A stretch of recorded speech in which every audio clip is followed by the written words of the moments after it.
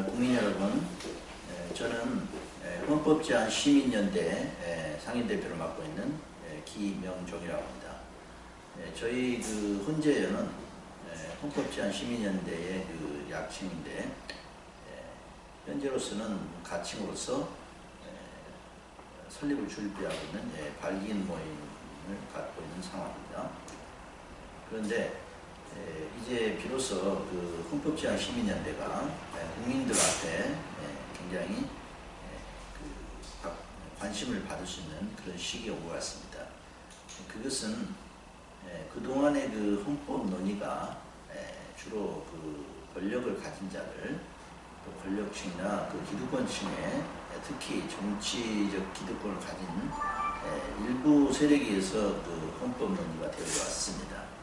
그렇지만 저희 헌재에서는 지금부터는 참다운 민주주의의 어떤 정신을 구현하는 민초가 헌법을 제정하는데, 개헌하는데 주도할 수 있는 그런 시대가 왔다고 제가 이 제안을 하게 된 것입니다. 그래서 우선 저희들 헌법제한 시민연대에서 추구하는 바는 국민의 제안에 의해서 국민을 위해서, 그리고 국민의 스스로 자발적으로 헌법을 개헌하는 이것을 저희들이 추구합니다. 그러므로 이제 많은 국민들께서 지금 우리나라가 지금 겪고 있는 이 격동의 시기에 부합되는 새로운 이 헌법에 대한 요구에 부응하기 위해서 저희들이 출발한다고 보시면 됩니다. 물론 기존의 정치를 하시는 분들도 헌법 개헌에 많은 관심을 가지고 있고, 또 어떤 시대적, 역사적 당위성을 느끼고 있겠지만, 이제 비로소 우리가 선진국으로 진입하기 위한 정치개혁, 또 국가적인 개혁을 위해서는 이 헌법에 대한 최선의 개혁도 필수적인 그런 욕망이 되고 있습니다. 아무쪼록 국민 여러분께서 우리 민초들이 자발적으로 나서서 헌법 개헌에 참여하는 이런 시대 부흥에 함께해 주실 것을 간절히 부탁드리면서 저의 간단한 인사의 말씀을 가름합니다. 헌재연은 사실상 제가 최초로 정치에 발을 들여놓게 되는 2007년도 말 12월 17대 대통령 선거가 있고 나서 제가 정식 후보로서, 본선 후보로서 등록을 하지 못하고 예비 후보로서만 선거운동을 하고 마친 경험이 있습니다. 그때 이후에 제17대 대통령 선거를 마치고 나서 제가 경험한 바로는 앞으로 헌법적인 이 혼란 때문에 국가에 큰 변란이 있을 수 있다는 것을 판단하게 됐습니다. 그래서 제17대 대통령 선거를 마치자마자 제가 조용히 여러 가지 생각을 거듭한 결과, 대한민국의 헌법이 보다 선진국형으로 개헌이 돼야 되겠다라는 그런 발상을 하게 됐고, 그로 인해서 제가 헌법을 기존의 기득권이 아닌, 또 정권 실력자가 아닌 입장에서 순수한 뿌리 민주주의라는 그런 관점에서 이 헌법 제한 시민연대를 생각을 하게 된 것입니다. 그리고 이 헌법 제한 시민연대가 나아가자는 방향은 통일 지향입니다. 그리고 나아가서는 전 인류에게 모범이 될 만한 그런 헌법을 우리 스스로가 이번 갖춰보자는 것입니다. 그래서 통일을 지향하고 전 인류에게 모범이 될 수 있는 헌법을 제안하고, 그리고 진정으로 바닥으로부터 민초 바닥으로부터 출발해서 상향식으로 올라가는 헌법을 희망하기 때문에 그 세 가지의 중요한 방향성을 가진 그런 조직이라고 볼 수 있겠습니다. 이것이 제가 헌법 제안 시민연대를 발상하게 된 동기고 또 앞으로 나아가고자 하는 방향인 것입니다. 저희 헌재에서 추구하는 그 새로운 헌법 형태의 주요 내용을 잠깐 예를 들어보겠습니다.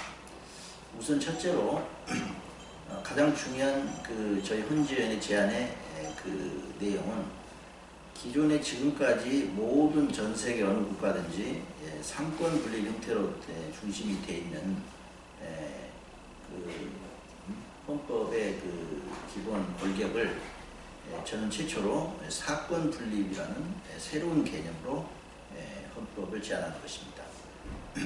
이 삼권 분립과 사권 분립의 중요한 차이가 무엇인가 하면 삼권 분립의 주 골격은 행정부와 입법부 그리고 법을 심판하는 사법부 이 세 가지가 주 기존의 헌법의 골격입니다. 그래서 입법, 사법, 행정이 권력 분립이 되는 삼권 분립이 바로 기존의 그 헌법들의 중요한 골격입니다. 그런데 저희 헌재에서 제시하는 또 헌재인이 추구하는 사권 분립은 기존의 입법, 사법, 행정의 삼권 분립에다가 이 삼권 분립에서 상당히 그 사각지대로 떠오르고 있는 감찰의 부분을 추가하여서 입법, 사법, 행정 그리고 감찰 이 네 개의 분야로 권력을 분산시키는 겁니다. 그럼으로써 삼권 분립에서 그 계속 문제점을 노출시킨 그 고급 국가 조직의 상부 구조에 대한 그 부정부패나 어떤 그 무능에 대해서 보완을 할 수 있는 그런 역할로서 제4권부가 되는 감찰부가 생기는 겁니다. 그래서 입법, 사법, 행정, 그 다음에 감찰 이 네 가지의 권력 분립 형태가 바로 제가 제안하고자 하는 헌재안에서 제안하는 사권 분립 형태의 신헌법 개념인 것입니다. 이 사권 분립은 마치 우리가 예를 들자면 밥상에 다리가 3개일 때하고 4개일 때를 한번 생각해 보시면 됩니다. 만약에 삼각구도로 되어 있는 밥상에서 다리 한쪽이 부패하거나 썩어서 이 문제가 생기면 그대로 밥상은 쓰러지고 맙니다. 그러나 사권 분립 형태로 그 밥상에 무게중심이 분산되어 있다면 4개의 다리 중에 하나가 완전히 기능을 상실하고 썩고 부패한다 하더라도 나머지 3개의 다리로 어느 정도 지탱할 수 있는 그런 역학적인 그 가능성이 생깁니다.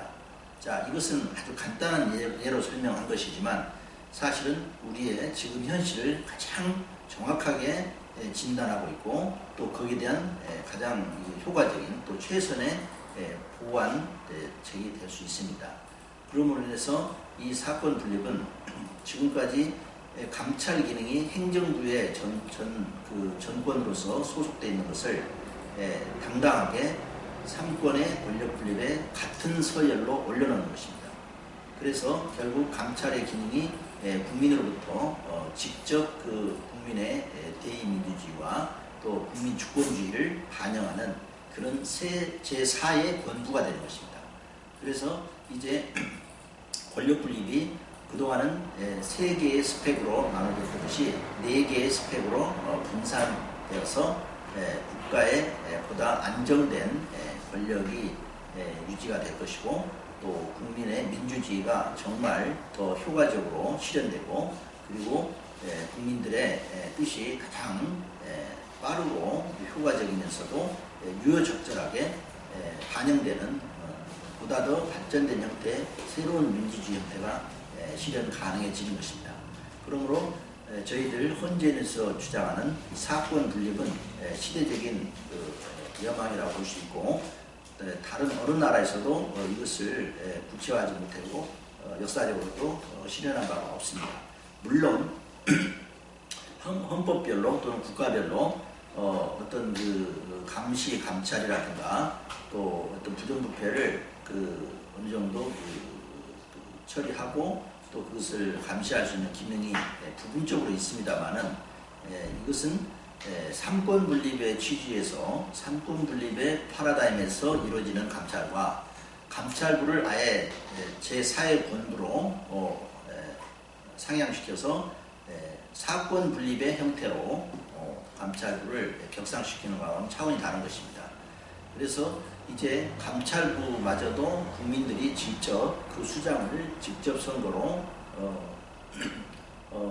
선출함으로써 다른 3부서에 대해서 견제 기능을 하기 때문에 오늘날과 같이 법조 마피아라든지 또 행정부가 수사권과 기소권, 기타 사법권의 상당 부분을 독점함으로써 벌어지는 여러 가지 폐쇄 그런 적폐 현상이 방지가 될 수 있는 겁니다. 그리고 입법부에 대해서도 마찬가지입니다. 이제 저희가 제안하는 헌재에서 제안하는 사건 분립에서는 국회가 본래의 기능으로 돌아갑니다. 무슨 얘기냐면 국회에서는 감사 기능을 뺍니다.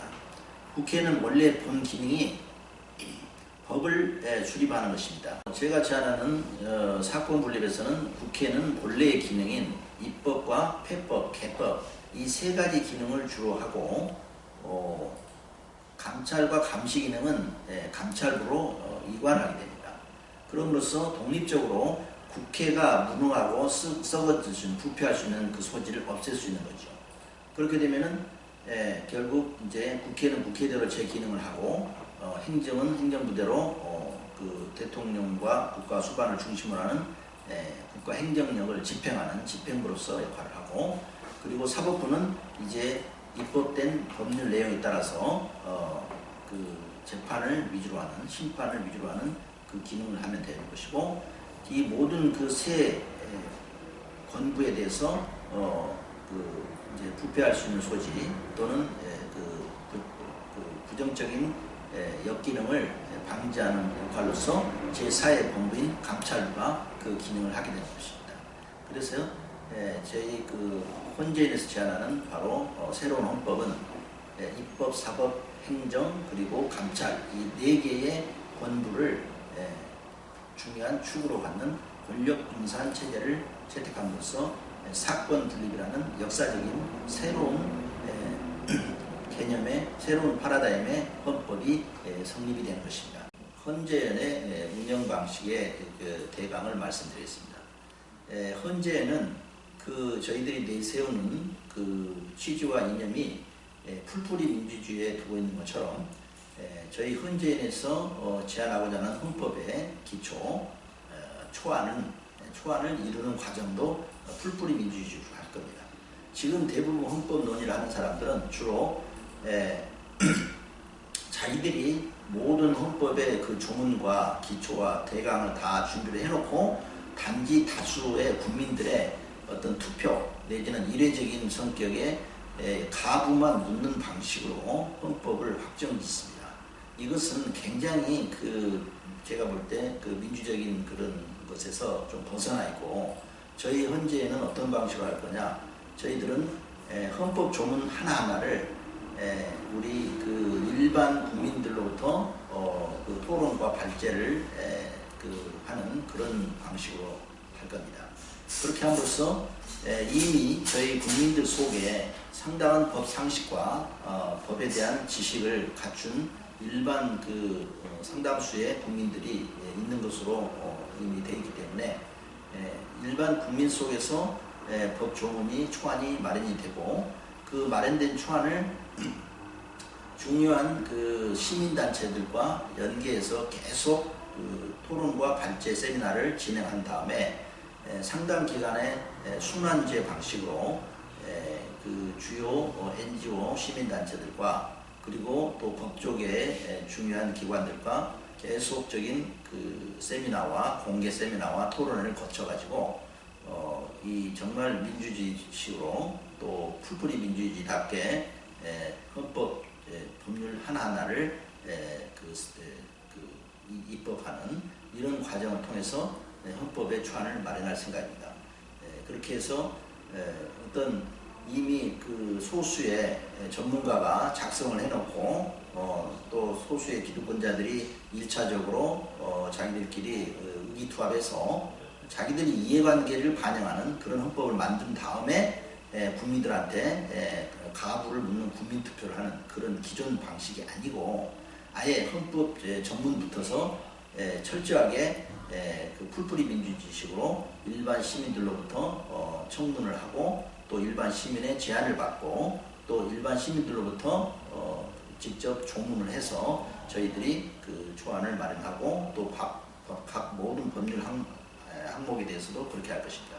그렇게 해서 비로소 정말 국민들이 아주 직접 국민에 의한 국민을 위한 국민의 헌법이 실질적으로 이루어질 수 있는 그런 과정을 통해서 저희들이 새로운 헌법을 제안하고자 하는 것입니다. 감사합니다. 앞으로의 계획과 포부 마지막. 네. 자, 그러면 이제 끝으로 저희들 그 헌재의 그 일정과 더불어서 앞으로의 그 포부와 계획을 말씀드리겠습니다. 저희 헌재는 활동 기한을 국회에 그 초안을 상정할 때까지로 되어 있는데 이것은 이번에 새로 이제 등장한 새로 이제 그 교체가 된 신정권과 그 관계없이 범정파적으로 그리고 그 당파와 이해에 관계없이 가능한 한 최대한 국민 그 여러 계층과 국민 여러 분야에 대해서 망라하여 의견을 수렴하고 또 보편 타당하면서 선진국들마저도 저희들 그 새로 마련되는 저희 대한민국 헌법을 본받을 만한 또 그 칭찬할 만한 그런 좋은 헌법을 만들 수 있도록 그렇게 할 생각입니다. 그리고 이 초안이 마련되어서 이제 충분히 국민적인 합의, 컨센서스가 확보되었다고 판단이 되면 저희들은 공식적으로 국회에 저희들의 헌법 초안을 제안을 하고 국회에서 그것이 수용이 되면 그 다음 단계 일체의 그 모든 일정은 국법에 따라서 진행될 수 있도록 저희들은 그렇게 마무리를 할 생각입니다. 그리고 그 헌법제안연대 사건 분립의 헌법이 확정이 되면 저희들은 이 헌법이 충분히 실질적으로 잘 수행이 되는지 어느 일정 기간 동안 그 잔류하면서 감시하는 내지는 그것을 모니터링하는 그 기간을 갖고 그래서 저희들은 그 헌법의 초안이 국회에 정식으로 제안이 되고 국회에서 또 어느 정도 수정 보강된 다음에 그것이 관철이 돼서 국민투표에 의해서 확정이 되고 대한민국의 헌법으로 정식으로 채택이 되면 한동안은 저희들이 일정 기간 동안 그 헌법이 제대로 저희들 시민의 국민의 취지에 맞게 잘 준행이 되는지를 그 감찰한 다음에 관찰한 후에 적절한 시기에 저희들은 단체를 해산할 생각입니다.